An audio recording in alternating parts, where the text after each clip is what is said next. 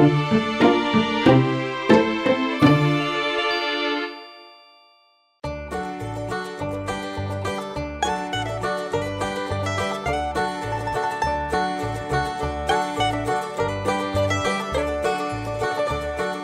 fellow detectives. Welcome to Unlocked, the official podcast for all things Nancy Drew by Her Interactive. I'm your host, Tammy Tuckey, and this week we welcome voiceover artist Richard Sloniker to the show. Welcome, Richard. Thank you. It's great to have you on the show because I actually Trail of the Twister is one of my favorite recent games. So talking to these Chase is pretty awesome. He's a fun character for sure, but can you talk a little bit about how you got into the voiceover industry or entertainment industry in general? Well, I've always been an actor, probably since high school. I went to college, ended up getting a master's degree in theater, and how I got involved with Her Interactive and the Nancy Drew stories was just another audition. Luckily, I was cast in this one, and it was pretty exciting to do, and I'm very glad I did it, and hopefully it was well received. Well, what was the audition process like for you? Did they give you a couple sides of different characters to work around with? This was in 2010, and if I recall correctly, it was this character, but at the time, the initial audition, there was no accent involved. So it was just reading the lines. And I think as we progressed with the audition process, and I think in a callback, they were asking about accents. And I threw that one on for Mr. Chase. And that's the one that stuck. They seemed to have liked that one.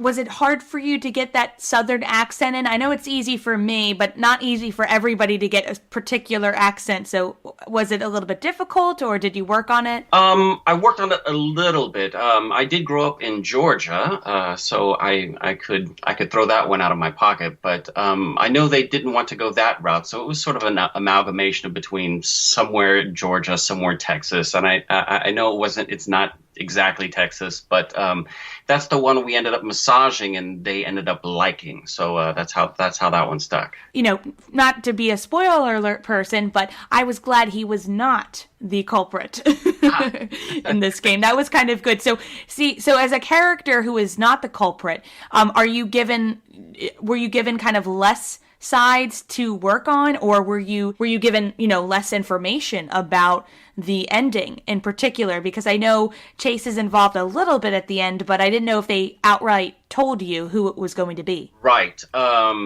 No, they didn't. So I specifically worked with just the case sides. The Chase sides. The overarching story, I had no idea what that was about. So what we did in the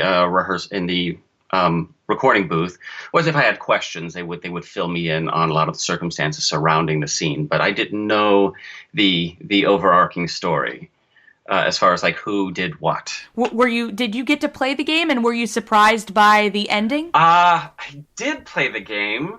And I was surprised by the ending, and I'm actually trying to recall what the end of the story right now. It's been a while since I played. I think I played it in 2011. But what I do remember was I enjoyed how Chase was a nice red herring. And would you ever be a storm chaser yourself? Would you ever like to at least try it once? No, I'll just watch them on YouTube. Yeah. I don't blame you, though, at all. Has there ever been talk of coming back as a different voice for a character, or coming back as Chase before? There was some discussion of reusing me a few years ago. I'm not sure where that went. However, I'm here in Seattle, Washington, and there is actually just a huge pool of voiceover talent. So they do have a lot of actors that they can choose from, which is great. So I'm glad that we have such a strong acting community here in Seattle, and that only makes whatever production that hires them that much better. I do a lot of theater here in Seattle, and there are times when I'm in a show when I'm like, oh, I did the Nancy Drew. It's like, oh, you did the Nancy Drew too. That's great. It is something that a lot of actors that I've come across do participate in, and we're happy they're here, and we're happy to be part of it. I'll work with whoever will hire me, but I have worked in other video games since then. I think the next one after that, I was in an I Play Mahjong Mysteries, and that was just an internet game. I've also worked on some characters in Halo 5, and I'm currently playing the Guardian in Bungie's Destiny, and I do motion capture and facial capture for a couple other characters, Cade 6 and Lord Saladin, in that same game. So I'm still involved in the video games here in Seattle. It's a really strong and vibrant community of not just theater, but also video games. It's actually pretty liberating being in what they call the capture volume. It's liberating being in this because you feel like you're 12 again and just use your imagination to create these worlds that are around you that are eventually going to be rendered in game. But during shoots, during the capture, performance captures, you do get to use your imagination and create this world in your mind. It's a different skill set than voiceover for sure. But it's a welcomed one. Do they kind of show you what they want the character to look like, so you can kind of feel around for a voice for that character? Because I didn't know if they did that to Chase or to these other motion captured characters that you play. They are studio specific. For with her interactive and Chase, I did not see a rendering of the character first, so it really is a collaboration between the director, the writers, and myself in creating what this voice sounds like. But with something like Bungie's Destiny, they have a lot of folks that are working for them, and they have almost fully rendered characters and backstories for you to view before you go in to capture that day, and they'll show you all the elements they have, your surroundings, your environment. So you do get to put these in your mind before you perform. Nancy Drew, we did in one voice session, and depending on how much work they want done, like say for Destiny 1, I think we did all of the cinematics for Destiny 1 within 5 to 7 working days.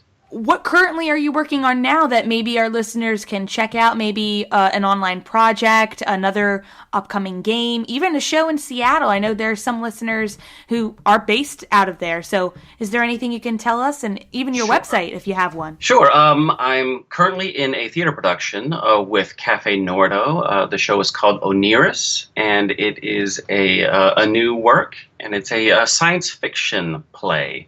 Which is something you don't I ever see, is a live theatrical science fiction play. So it's very special and unique in that. So if you're here in Seattle, we run at Cafe Nordo in Pioneer Square till November 19th. And you can also currently see my work in video games in Destiny 2 as the Guardian. And I also do the motion capture and facial capture for the fan favorite Cade 6. There's a great website online called IDEA, and I can't remember what the acronym stands for. But what they do is they have samples from people all over the world speaking in their native dialect. So that it's a useful tool for actors to go to that website and listen to those native speakers. And if you know your IPA, you can chart out the different sound changes from your dialect to theirs. So it's a really helpful resource. So if you could go anywhere in the world to solve a mystery, kind of like what Nancy gets to do, what specific place would you choose? Would you choose a country, a state? Where would you like to go? I would love to go to Hong Kong. It seems like that city has such character and such history, and it just seems like it's loaded with adventures. I would love to go there. And then finally, my final question that I ask to all of my guests is if you could describe your experience working with Her Interactive and being a part of the Nancy Drew universe using one word, what would that be? Welcoming. Everyone I worked with there was so welcoming and warm and friendly and helpful. It was just a treat and a pleasure to be part of that.